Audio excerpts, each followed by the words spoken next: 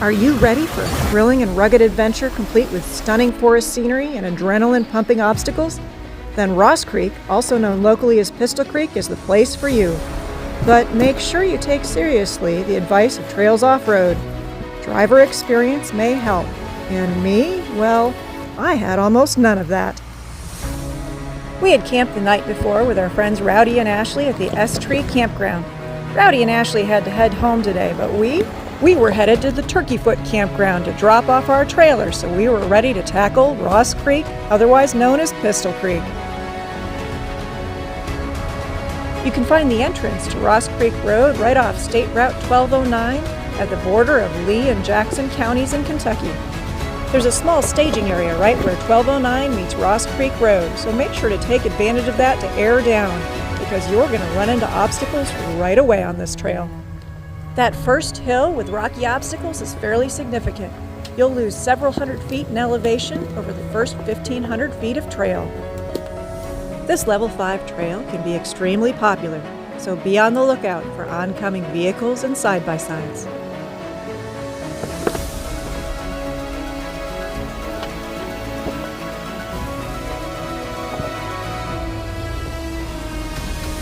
When we drove this trail, my Gladiator was equipped with 37-inch tires, but we hadn't added a leveling kit, a lift, or parted the fenders. So we were just waiting to see how these tires and this setup would handle obstacles like this.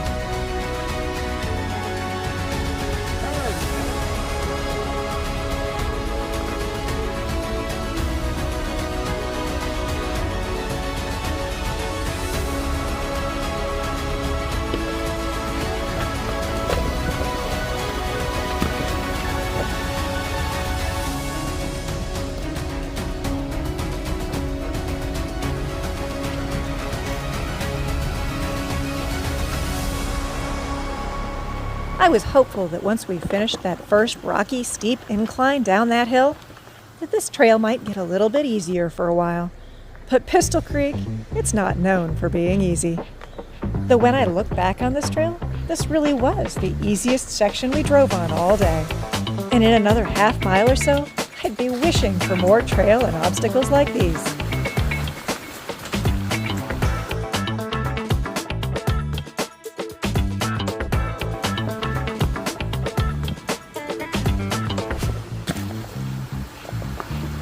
Most level 5 trails earn their rating because there are just a few obstacles along the way that reach that level. But Pistol Creek, it doesn't do that. Instead, it's going to repeatedly throw level 4 and 5 obstacles at you almost the entire way.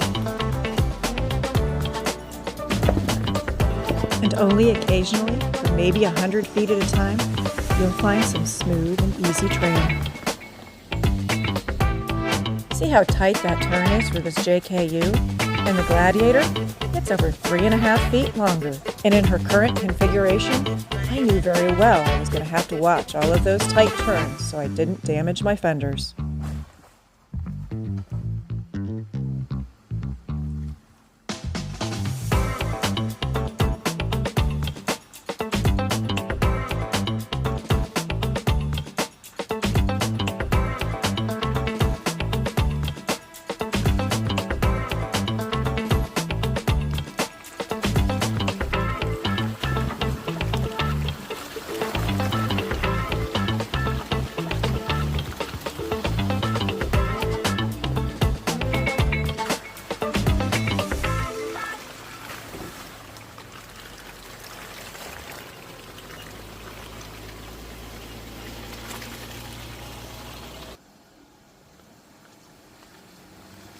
The day we drove this trail, the water levels were actually fairly low.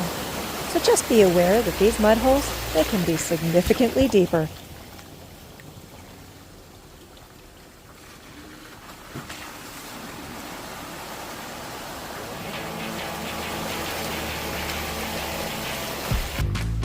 How you view this trail from here on out is probably going to depend on whether you're an experienced driver or a new driver.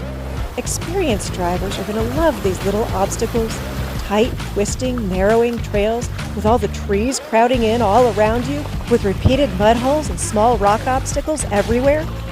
But as a new driver, this section with repeated obstacles and tight turns and various braided trails where you weren't even sure if you were going to be on the right trail, this was a little exhausting. So for all of you experienced drivers out here, how does a new driver feel? Well, it felt a little like this. I did not judge that well. Left hand down and go forward at the same time. Well, that's what the rock rail is for. That's what I'm talking about. You did body damage there. You need to stay left. Left hand down. Or go back up and then tear your fender off.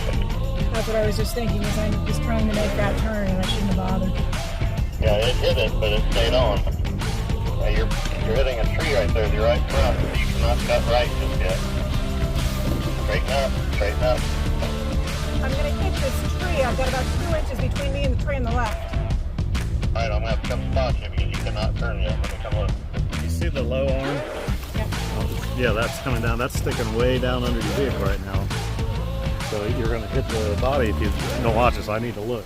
So give me a minute. Luckily, with some good spotting and some patience, I made it through this area without any damage and only just a little rubbing of the fender.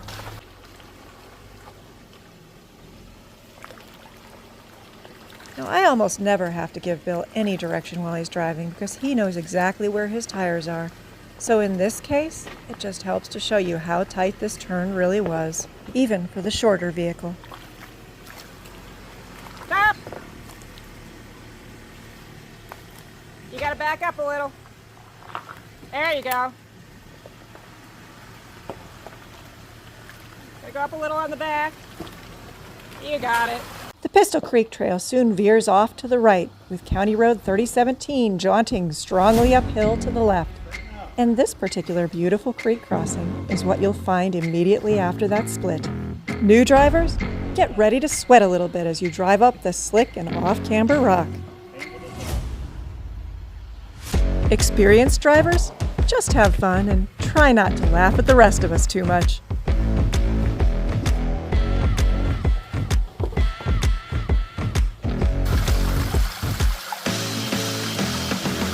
Welcome to the most photographed place on this trail and a beautiful spot to stop for lunch.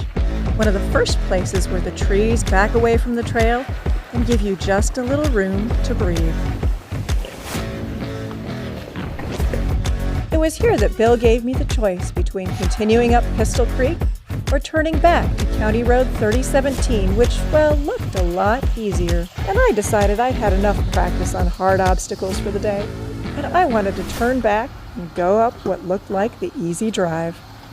Of course, looks can be deceiving, and when you assume something is likely to be easy, it seldom turns out that way.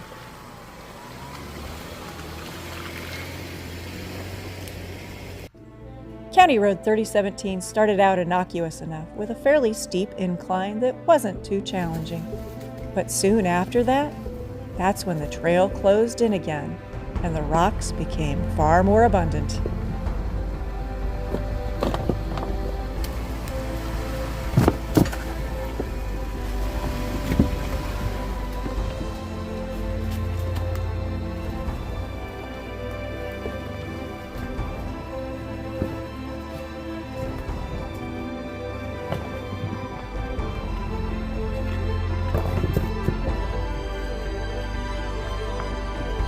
But then the road would even out again and look a little bit easier, and hand us some obstacles like this, which were something that I was more than capable of driving. Maybe I could still finish this day with a little bit of my confidence intact.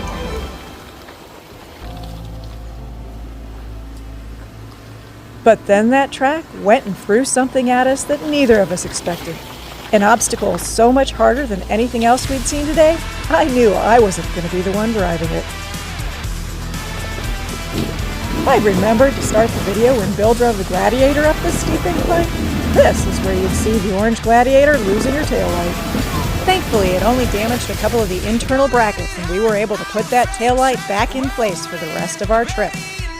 The obstacles after that point did get a little bit easier, but I was happy to let Bill drive these because he loves obstacles like this, and I was happy to be back behind the camera.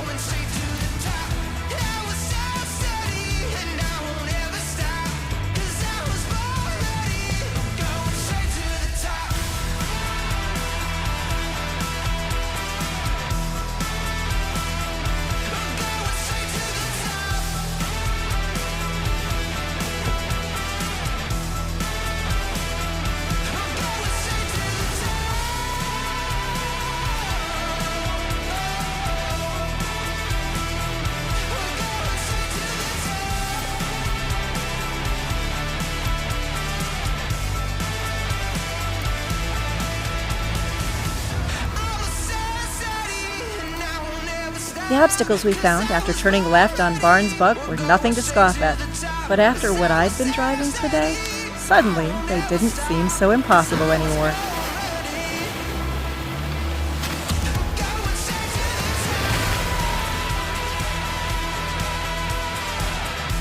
And thanks, Bill, so much for your patience in trying to walk me through and explain to me where exactly I ought to be putting my tires and driving through all this mess. Without it, I'd probably still be stuck on Ross Creek somewhere. That evening, after settling into camp, Rue, Bill, and I took a hike down to War Creek near the campground. See, I knew that there were reported to be caves in the area, and I was keen to go investigate. Despite the 90-degree weather, this was a beautiful and scenic hike that I would recommend for anybody, even if you don't want to investigate small, closed, and cramped dark spaces. See if I can see anything in this one. It looks like people have crawled up and through there. Probably they have. Oh yeah, it does get really tight really fast. So now I'm looking up. It's kind of a weird picture because I'm laying on my back looking up. A hole up higher that you could get into.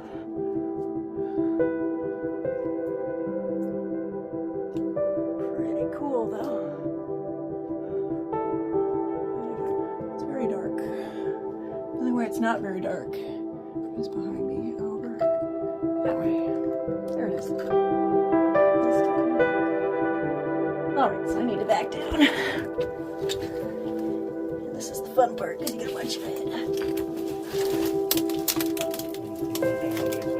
Who knows what else could be back in here? So just tighten up there? Or? This is actually a larger space. It looks like where water will come through. So there's a large space here. Like about 9 o'clock when it's raining. I bet this is several feet deep sometimes in here. This little riverbed right here. And all that's left. Between all these cliffs.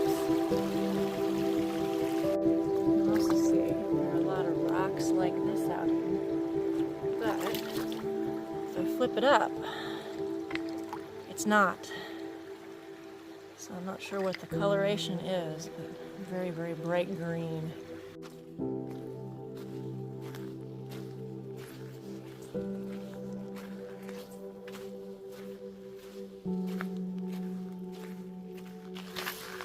Let's find another cave. Trying to see whether it dead ends right in here or if it keeps going.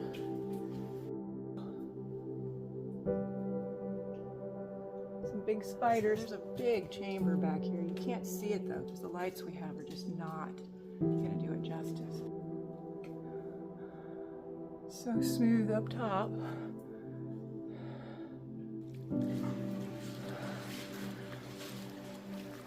Oh, that cool air.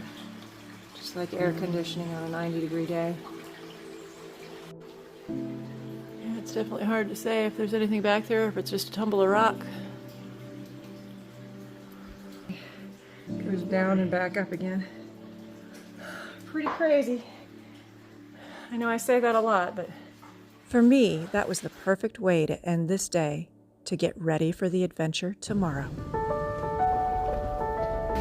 Tomorrow's trails, like Wild Dog Creek and the Furnace Loop, are much easier trails, but there are plenty of points of interest to stop and capture your attention on the way.